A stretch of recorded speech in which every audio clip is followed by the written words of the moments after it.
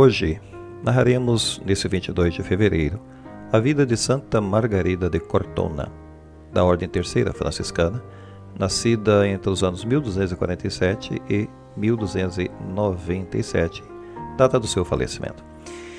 A vida humana dessa santa parece fazer parte da trama de um romance, digamos assim, ornado pela narrativa popular. Nascida numa região da Toscana, perto de Chiusi, filha de um pequeno agricultor, fugiu de casa depois que o pai, ao ficar viúvo, trouxe ao seio da família uma madrasta ciumenta e intrigante.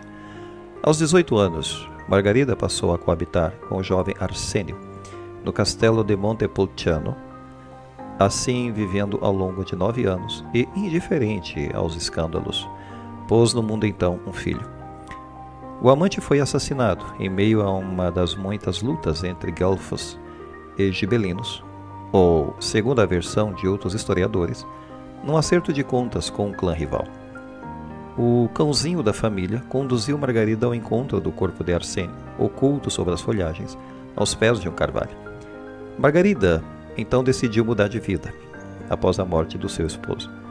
Deixou o castelo de Montepulciano, juntamente com o filho, e voltou à busca da casa paterna. Mas não foi aceita, ela foi rechaçada. Encontrou hospitalidade no convento franciscano de Cortona e, em 1277, acolheram-na na ordem franciscana, onde se dedicou à prática das obras de caridade. Pouco tempo depois, fundou ela própria um convento, com uma hospedaria anexa, para prestar assistência às mulheres gestantes. Dessa forma, pôde obter sustento para si e para educar decorosamente o filho, o qual ingressara mais tarde na ordem dos menores franciscanos. A partir daí, a vida de Margarida correrá sobre 2 trilhos: caridade para com os pobres e duras penitências impostas a si. Ela dorme sobre uma cancela tecida com vime, ou diretamente na terra nua, muitas vezes, também flagela-se e também jejua. Por fim, em 1288, passa a viver numa pequena cela ao lado da igreja de São Francisco, sob a direção espiritual do frei Giunta Bevignati. Depois se recolhe a um rochedo, passando a viver numa cela adjacente à igreja de São Basílio, que ela mesma construiu. Doravante designada mensageira das ordens de Cristo, ou então mensageira da paz, entre os turbulentos concidadãos, Margarida transmite o que Jesus lhe revela nos frequentes colóquios que com ela teve, nessa mística elevação interior reservada às almas escolhidas.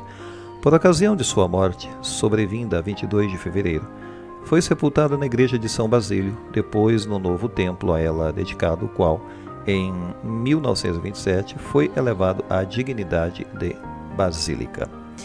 Pensemos então nas virtudes de Santa Margarida de Cortona e o chamado que Deus nos faz a trilhar esse caminho de fé, de oração, muitas vezes de penitência, mortificação, para chegar a elevações superiores à nossa vida espiritual. Recorramos à intercessão dos santos para que nos ajudem a ouvir a voz de Deus e a seguir os passos de Cristo nesse mundo. Louvado seja nosso Senhor, Jesus Cristo, para sempre seja louvado. Santa Margarida de Cortona, rogai por nós.